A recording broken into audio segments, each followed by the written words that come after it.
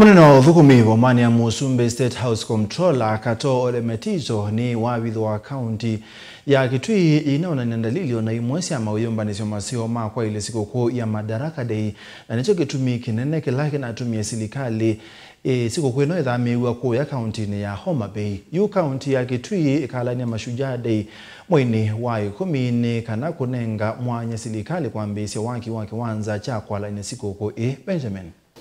Avikite mbiwanza mbunge ya Mount Moses Iwandhini Kato Ole Metito no wabithu wa county ya Kitui thina ivakuvi ona vanini kukwata uthiwa kwa lanya sikukuu ya Madaraka Day mwini wa 6 na nicho kitumi sikukuu inatwaiwe kuya Homa Bay. You remember you asked me about the function, and actually my good friend Honorable Kaluma was asking about Madaraka,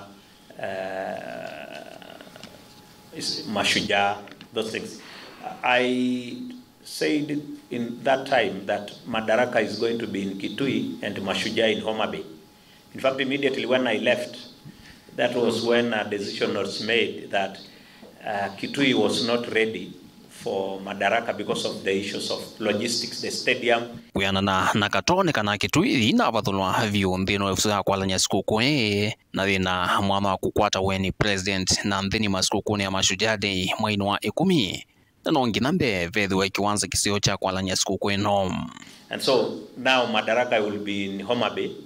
It's just 2 weeks to come, 2-3 weeks to come. And then Mashujaa was given to Kitui, anticipating that by October they will have gotten ready for the function.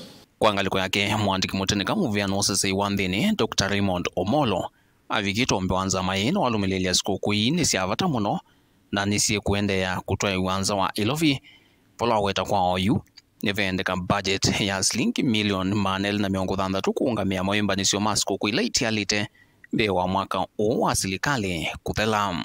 We have the national celebrations, which we still have a deficit in terms of supporting it, given that we are doing them outside the capital, and a lot of organization and planning and development in certain respects to make this possible.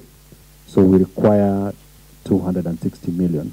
Angi halama avikambi wanza maini pamwe na inspector mneno wa polisi IG Douglas Kanja nono akulia mbunge vathie movia ui ni nevasilinki bilioni 1 no kana kuungamia wosani wa maofisa ngili 10 ma polisi oyumbanisyo ni masio maonyuvani munene ukite mwaka wa 2021.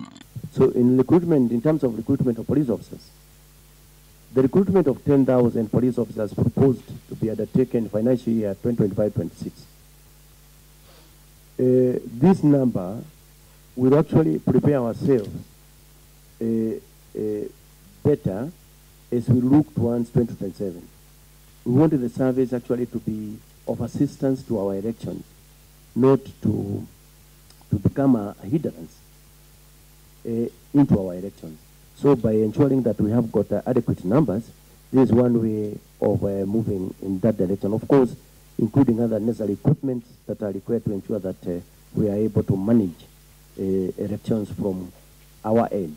The total funding required is 10.06 billion against an allocation of 3.2 billion, reflecting a funding shortfall of 6.86 billion. Vilingo mauvo kumavamu sinilovi nyanita wa Benjamin na mwaka.